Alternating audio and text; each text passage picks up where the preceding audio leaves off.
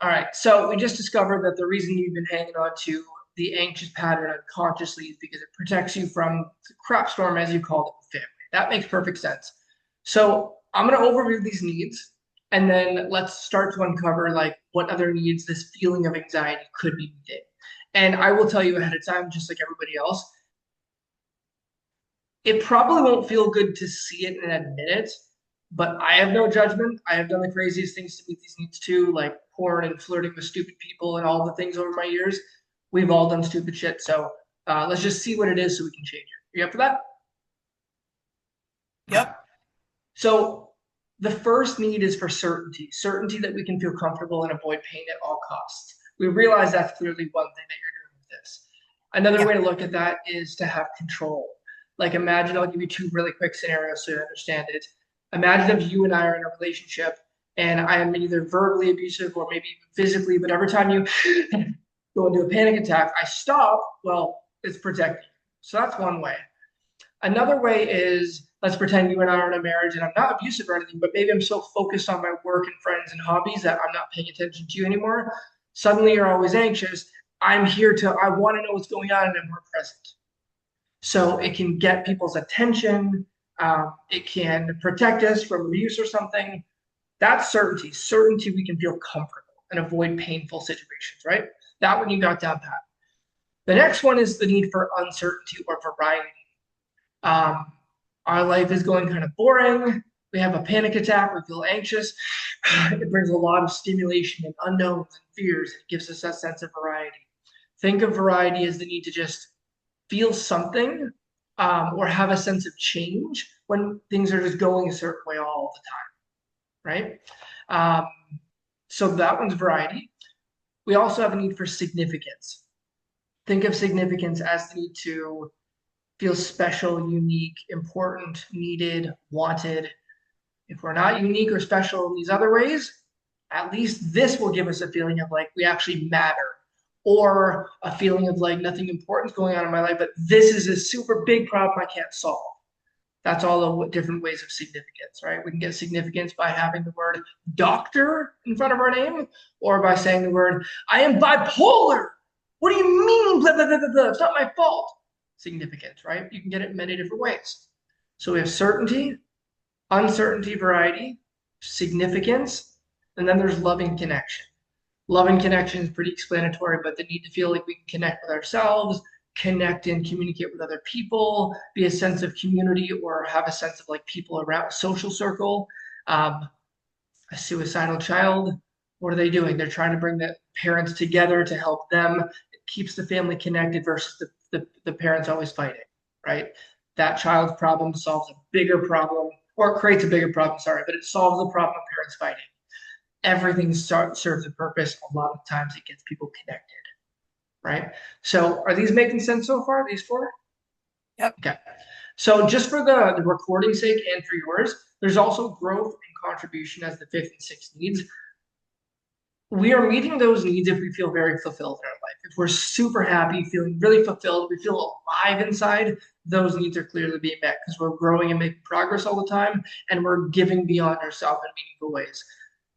That has nothing to do with our problem. So these first four needs of certainty that we can avoid pain, have that sense of variety and uncertainty, right? Stimulation and change, significance and connection.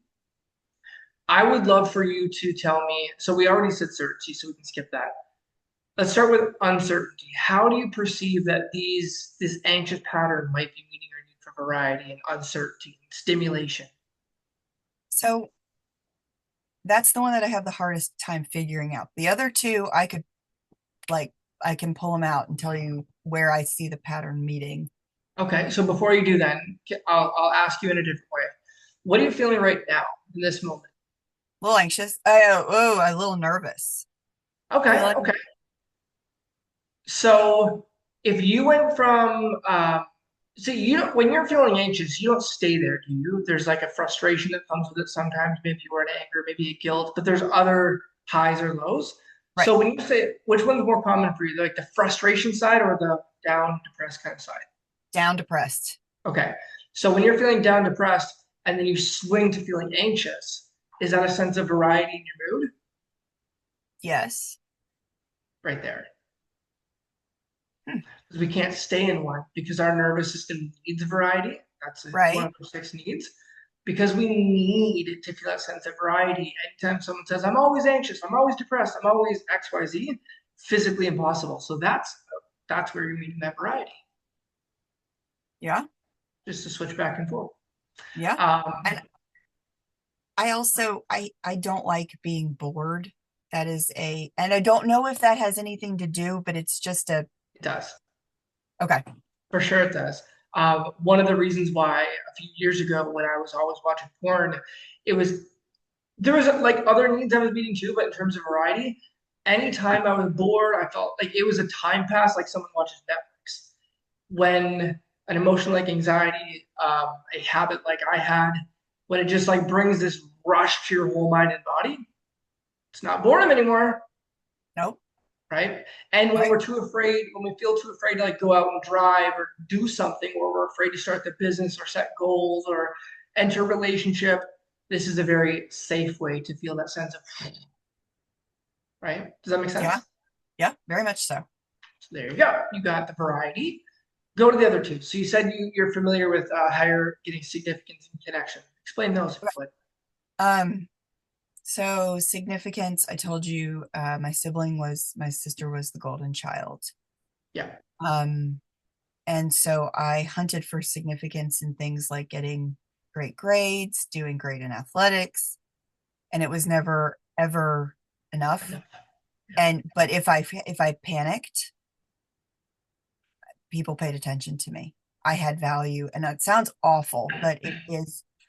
I could bring home a report card of straight A's, and it was like, hey, great job. Maybe we'll go out to dinner to celebrate.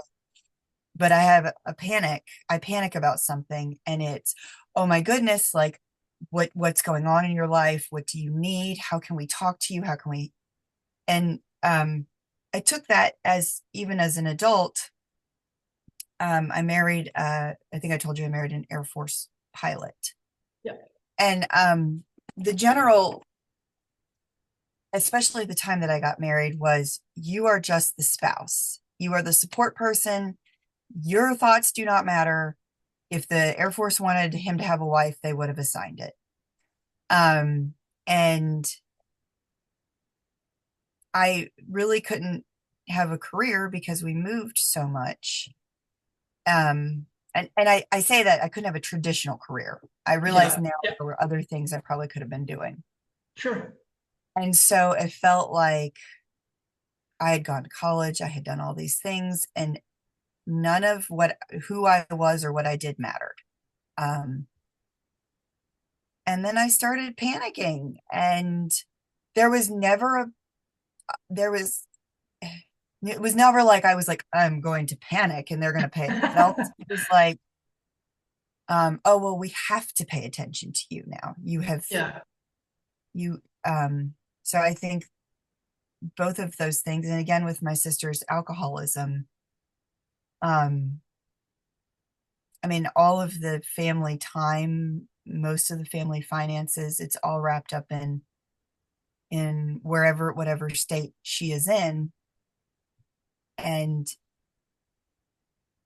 my job is to keep on keeping on and keep everybody stable. And sometimes when that felt like too much, or just I just like I was just like just part of the furniture. Yeah. So Um, there's one way to feel like you matter, one way to feel like you're significant when there's so many avenues in which you don't feel significant, right? right.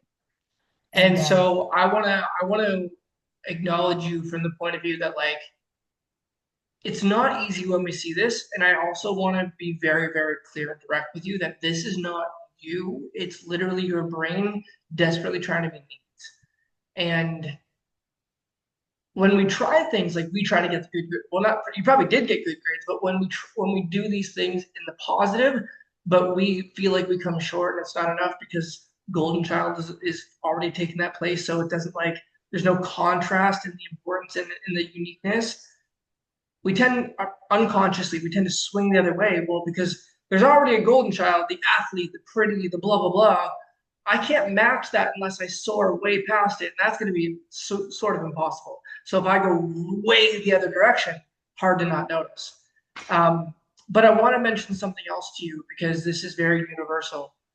Every one of us, I don't care if you're Mother Teresa, Jeffrey Dahmer, you or me or anyone in between, every human being will violate what they value most in order to meet these six needs. That's why these six needs are in that program. They're so important. We might value loyalty, honesty, being a good person, whatever that means.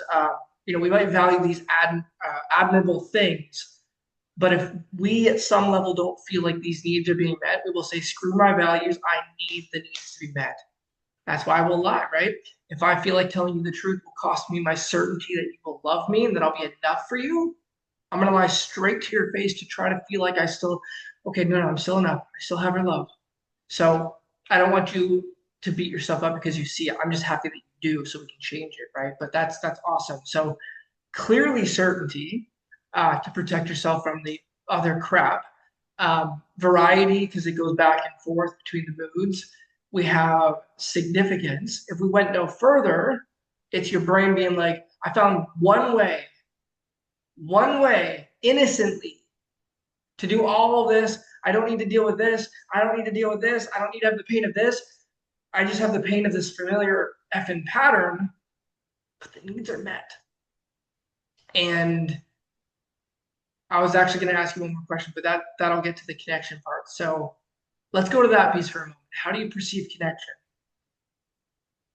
Um, is that the one we were just talking about, or is connection like the love and connection? Is Yeah, that the that one. So we were on significance. Now we're on love and connection. People tend to mix these up a bit because they kind of go hand in hand a bit, but the feeling of love and being connected is different than feeling like we're really important, right?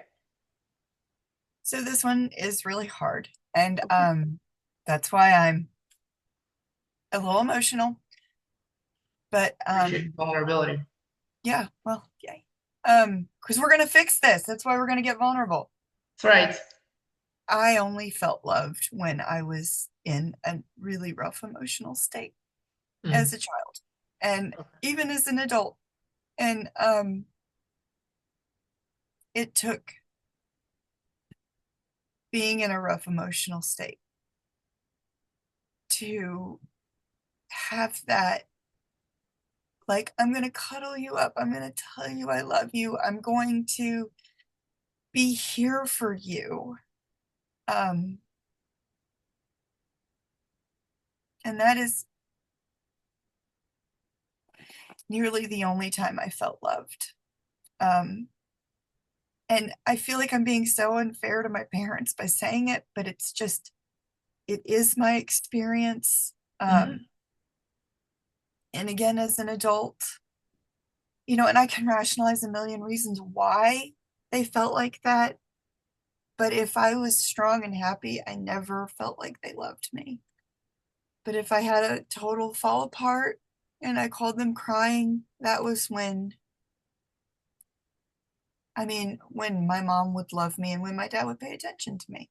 Barely ever paid attention to me or showed me any form of love before that. So that's a rough one. Yeah, I can imagine. Doesn't feel good to see it from a couple of perspectives, right? Probably doesn't feel good to just see it within ourselves. We did that, but it also probably just doesn't feel good to know that if we were strong and fulfilled and happy, that we feel at some level that our parents wouldn't give us that love. It's not as much even a feeling as I could demonstrate throughout periods of my life when I was doing really well and it's like they withdrew their affection Yeah. and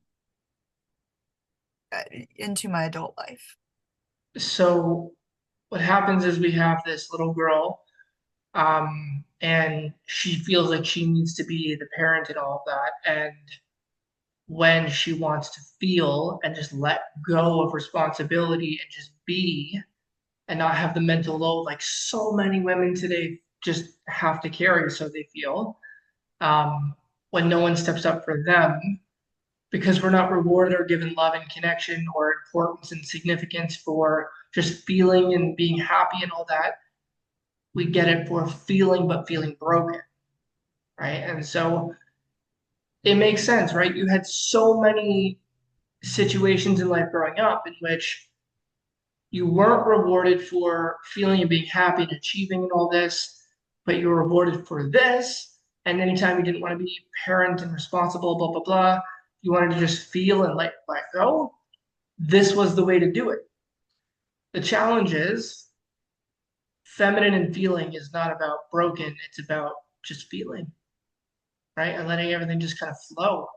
My wife is crazy. She'll be talking about one thing in the middle of it. She'll get sad and talk about another in the middle of it, get happy and talk about the other. That's the feminine way.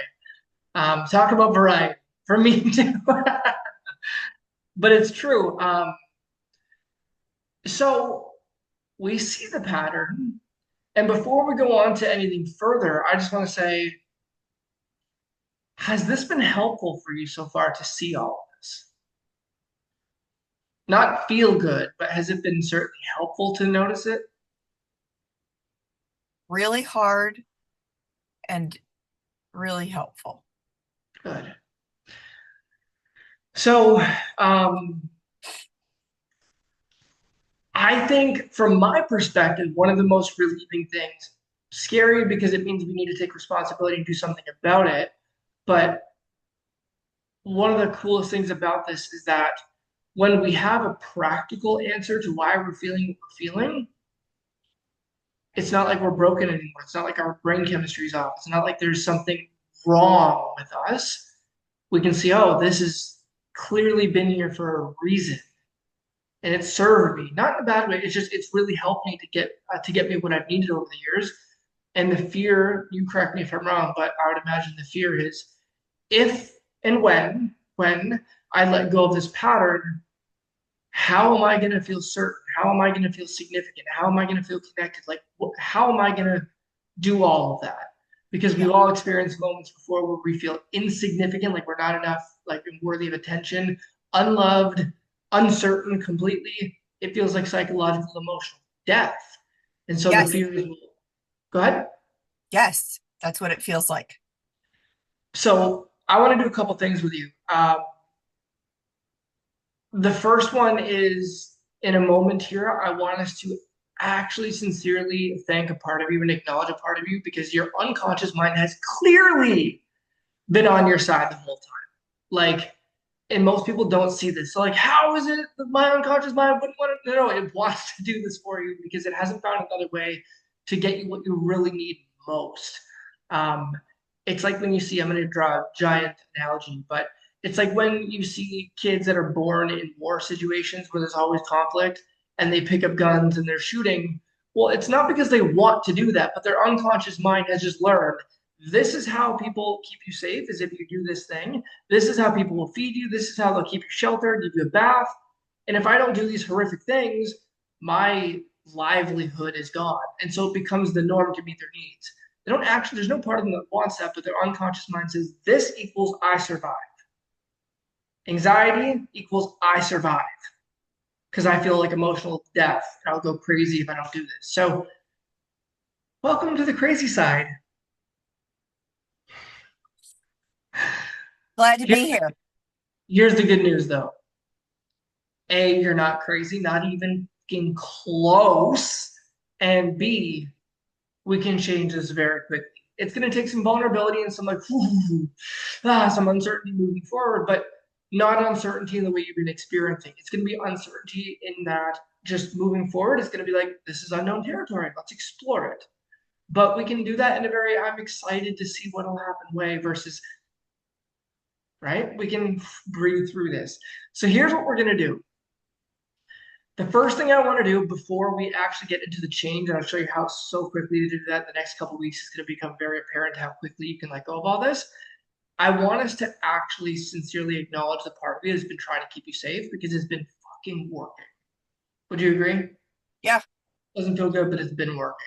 So just for a moment, and I'm going to let you do this on your own thing, but I'm just going to guide you and show you how to do this with your unconscious mind. Do me a favor and close your eyes for a second. Just go inside. And I want you to take a nice deep breath in through your mouth. Slowly out through your nose. One more time in through your mouth. Slowly out through your nose. And put your hands on your heart just for a moment. And I just want you to go inside for a second and have a moment to yourself. You don't need to say anything out loud. There's no acting or performing, just a moment with yourself. And I want you to go inside and find the part of you that has clearly been doing this for you. Some people call it the inner child, some people call it another self, whatever resonates with you, but find the part that has clearly been doing this for its purpose. And when you feel like you've connected with that part of yourself for a moment, I want you to thank it for not just protecting you, that's an obvious one, but for all the other things it's been doing for you. Just give it sincere thanks and gratitude for a moment and breathe that deeply into yourself. That's it. Just truly thank it. It's been doing its best to help you through all of the moments in life that felt the most difficult, like your life depended on it, because at the time it did. Have that moment with yourself.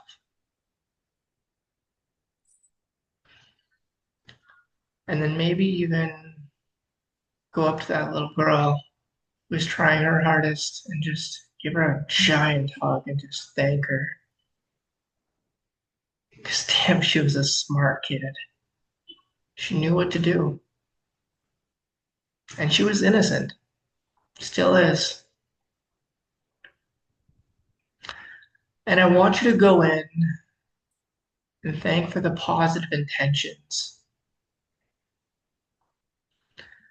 And then when you've done that, I want you to ask that part of yourself.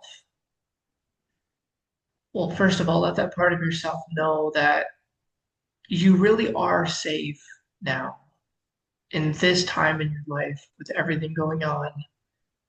Just let it know that you really are safe. Take a nice deep breath in as you do. And I want you to ask that part of yourself if it will allow you to take a bit more charge and make new decisions about how you can feel safe and feel connected and important. And ask it to trust you that you can figure this out with its help, with that little girl's help. She doesn't need to go anywhere. She can be by your side. She can watch on the sidelines. And if you need help, she will be there to rush in because she deserves to. She has every right to. You develop that part for a reason. There's no malicious intent. And while you're in there for a moment,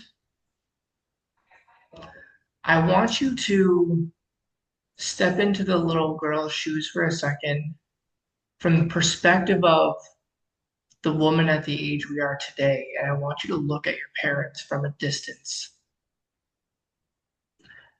And I just want you to see that even though it didn't feel good at the time, they were doing the best they could to meet their needs and doing what they felt was right in the moment. They were just trying their best. And they unfortunately learned a pattern that little Elizabeth learned as well, but we can do the healing now. And just shoot them love from your heart. Just feel them receiving that. We're all just stuck in a pattern. There's no malicious intent. That's it. Um, it's good to know nothing's wrong with us. That little girl is protecting us. And step back into your body, looking back at little Elizabeth, and tell her everything's about to change. You're about to have the best life. I'm going to make you proud.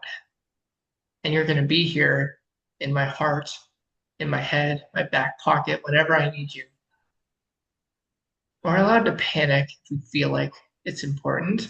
We're allowed to, we're in front of a tiger or beside a cliff. I want that little Elizabeth to come back for a second, like, whoa, pull me back. Save me here. But otherwise, she can be on the sideline. Take control whenever necessary. when you feel that she's giving you the nice, cute little thumbs up or the smile of permission, so to speak, breathe it in, exhale and sigh. That's it. There it is. Wiggle our toes. There it is. There it is.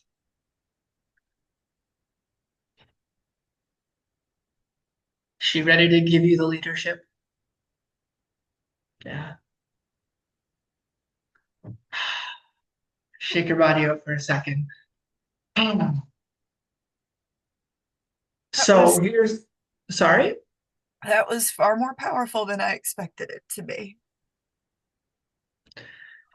It's important to, I'm not a fan necessarily of the inner child work or any of those woo-woo things, but I do know that your unconscious mind has had your back the whole time with no woo-woo, no BS, no woo spiritual positive thinking or anything of that nature. It really just has your back. And so it's really important for us to just be like our conscious mind and our unconscious mind are aligned in knowing where we're going. What do you feel right now? Amazed at my own brain because it knew exactly where to go. I mean, it was like I saw myself as 8 years old and I like things that I wore, these things that I've not thought about at all. Mm, There it was. And then when you said step into that, Elizabeth, and look at your parents, I saw them the way they looked at 8 years old, not the way they look now. mm, I mean, it was almost uh frighteningly cathartic. yes. Um and wonderful just to step out and see myself and tell her that she's okay and that we can do this and that there's another way. But like, man, my brain knew exactly where to go.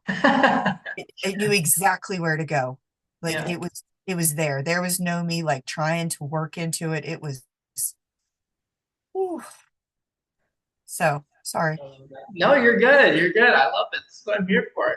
Yeah. Um, it's it's pretty intense what we are capable of doing, and this is why I tell people, no matter what you are going through, feeling, experiencing the craziness and all that, as cheesy as this sounds, because the sentence sounds cheesy, but it's true. Everything that you need is within you right now, and that's a very common Tony quote, but it's so true. Everything in you, or everything that you need to get through all of the things you're going through, are within you. So we just want to guide you and show you how to take those steps. Um, so, are we ready to transform? I didn't hear that. You cut out for that very sentence. Absolutely.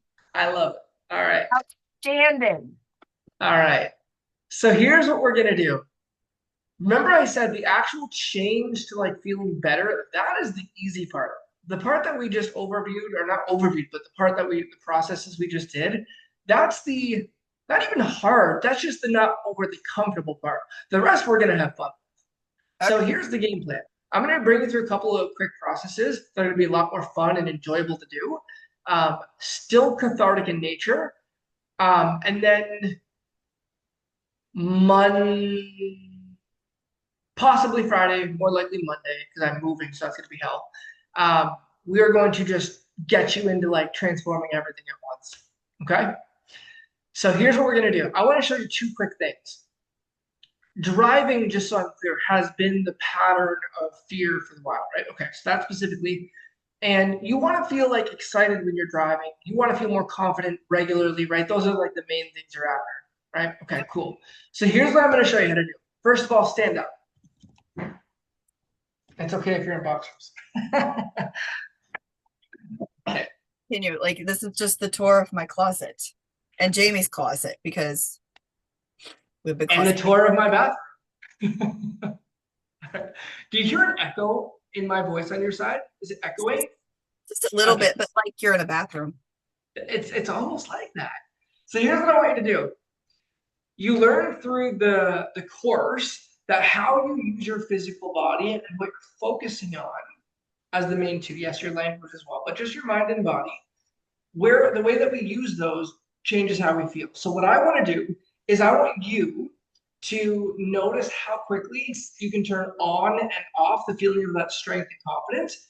Because the second that you notice how you as yourself create that feeling within you without needing anything, we can bring that feeling right to driving. It's very simple. So this is why I said it's gonna be cathartic but fun.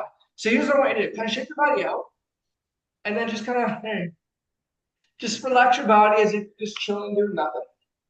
Hands by your side, just kind of chilling, and just notice how you feel in your body. You don't need to tell me, but just kind of like observe what the feeling is when you're just like bloop, just chilling.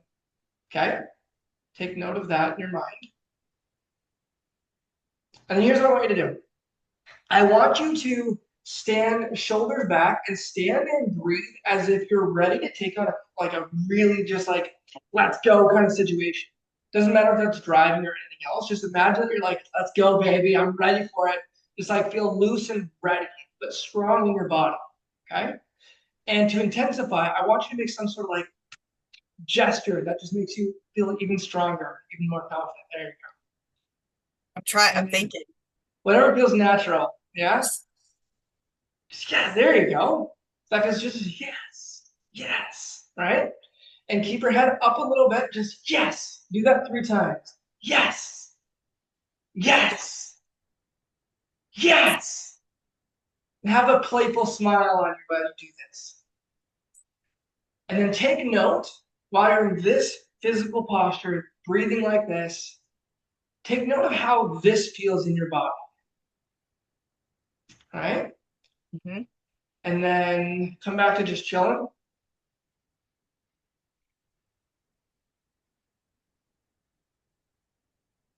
Back to ready.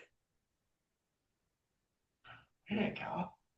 And say something in your head or even out loud that brings that feeling more intensity. It could be like, yes. It could be like, I'm going to take the world. It doesn't matter what it is. Say something internal or external, just yes. There we go. There we go. There we go. Now come back to chill. Chill slash bored. Back to ready? Yes. Yes, there it is. Back to chill and bored. Back to ready. There we go. So now tell me, stay here and tell me, how does this feel? What does it feel like in your mind and body? It feels like good, like let's go. Let's like I run races and like when I'm on the starting line and I'm kind of hyping myself up, like let's go, let's go. I have a question. Okay, so unconsciously in my like let's go, I'm clenching in here, which I also do when I get anxious. Yep. Is that okay that we have the Yes. same? No, that's a fantastic question. So you can hear me clearly, right? Okay. Yes. So a lot of people, when they are in the pattern of feeling anxious a lot, they're often afraid to feel excited because excitement and obviously this for you as well, but excitement and anxiety and fear have a lot of the same physiological things that we do, right? Like a bit of tension, a bit of that like, right? They both have a bit of similarities. So they've learned that, oh, excitement is anxiety. It's different though. Because think about it, when you're in this like readiness, even though it has some physical similarities to anxiety, you're focused on something else. Your energy is like moving in like a different direction in your body. Is that right? Yeah. Like I feel like I'm going forward instead of pulling back. Yes, exactly. That's why I went like this too, right? So there's an energy of like of the readiness. It's got a bit of tension and stuff, but it's like a move forward. Let's do this versus this like, oh shit, I don't know, I don't know, I don't know. It's a different energy, so it's okay in the body, right? Okay. So that's perfect. So you're a runner. You like to run, right? Yes. So here's what I want you to do. Close your eyes and feel like you are right where you'd be before you start to just take off and run. I want you to just in your mind and body imagine that you are about to run. Like you feel the adrenaline coming. You feel like you're anticipating you're about to just boom, start. You're right there. You're like 5 seconds away from it. Coming, you're in state, you're feeling strong, ready to go, energized. And as you're there, I want you to imagine driving for a moment. And as you see yourself kind of behind the wheel, I want you to make that same gesture like, yes, like, let's go, baby. See yourself driving with that feeling of, I'm about to run. Let's go. You just feel that in your body. That's it. That's it. Seeing yourself behind that wheel, just like, yes, yes.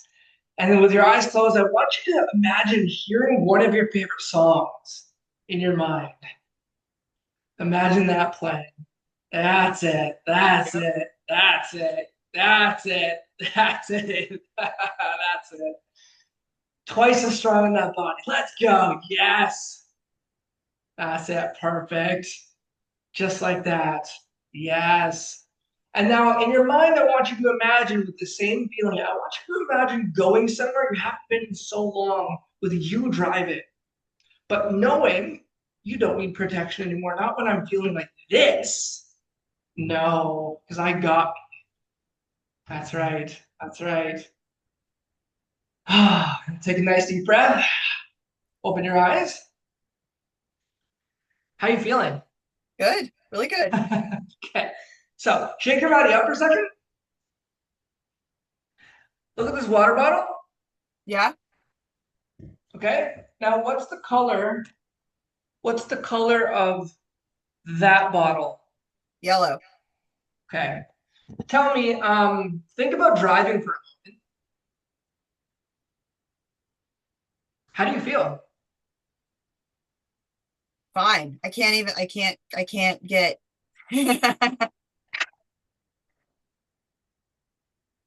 There you go. Give yourself a pat on the back. All right. So whenever I say that change happens quickly, it's one, it's understanding how we got to feeling crappy, like how that became a pattern. We did that. Second is we want to make sure that we break that association of this being fearful, whatever it is we're afraid of. And then we just got to be in a good state while we're thinking about it enough in our mind to make some new connections. Very simply. So I want to show you something else. Sit down for a moment. I had to kick my chair out so that I could get myself hype. Me too. Me too. All right. So keep your body just chill, like nice deep breath in. Exhale and moan. Now, with your body nice, loose, and relaxed, think about driving.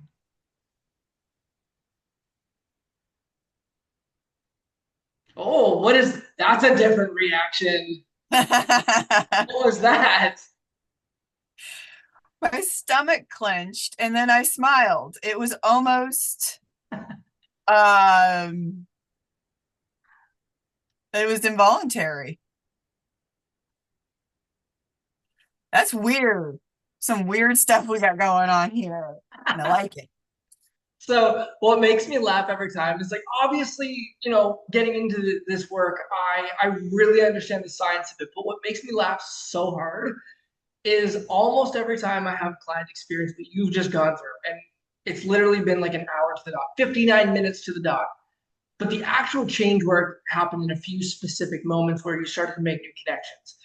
I hear it almost universally, and you almost said it there. That's what brought this up.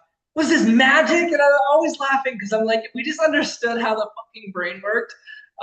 But so what we're gonna do is when you think about driving right now, how do you feel right now when you think about driving? And how did you feel about driving previously to this call? Um Previously I just felt very tense and scared, and now I almost don't trust it. I just feel like neutral, like whatever, like okay. I What is love this it. sorcery? I love it. So here's what we're gonna do. What I'm gonna have you do um, is hold on, my friends.